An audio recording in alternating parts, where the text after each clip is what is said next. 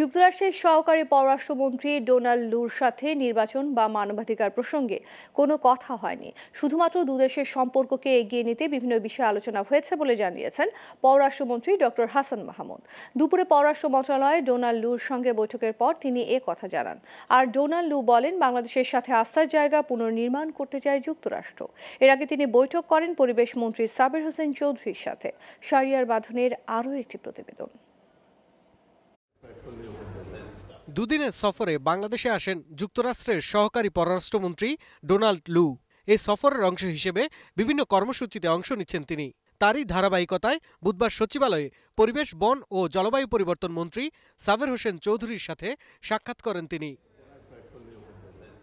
এ সময় পরিবেশ মন্ত্রী বলেন, বাংলাদেশের সঙ্গে নির্বাচনের আগে যুক্তরাষ্ট্রের যে অবস্থান ছিল সেই অবস্থানে আর নেই তারা।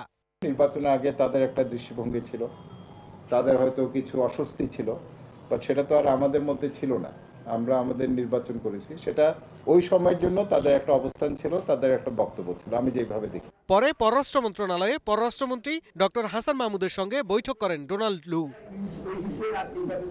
বৈঠক শেষে পররাষ্ট্রমন্ত্রী ডক্টর হাসান মাহমুদ জানান, নির্বাচন বা মানবাধিকার প্রসঙ্গে কোনো কথা হয়নি। শুধুমাত্র দুদেশের সম্পর্ককে এগিয়ে নিতে বিভিন্ন আলোচনা হয়েছে। দেখুন, আমার সাথে নির্বাচন নিয়ে, মানবাধিকার নিয়ে কোনো আলোচনা হয়নি।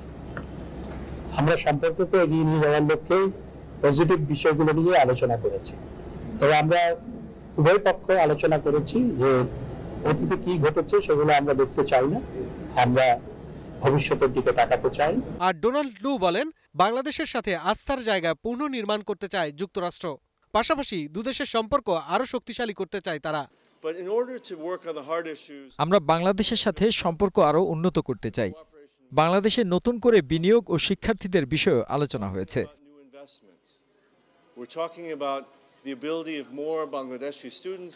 এছাড়া বৈঠকে র্যাবের উপর নিষেধাজ্ঞা, শ্রম অধিকার ও বিনিয়োগ বাড়ানোর বিষয়ে আলোচনা হয়েছে বলেও জানান ডোনাল্ড লু। We have lots of hard issues. RAB sanctions. We have labor reforms. We have human rights and business climate reforms. Shahriar বাঁধন, গ্লোবাল টেলিভিশন, ঢাকা।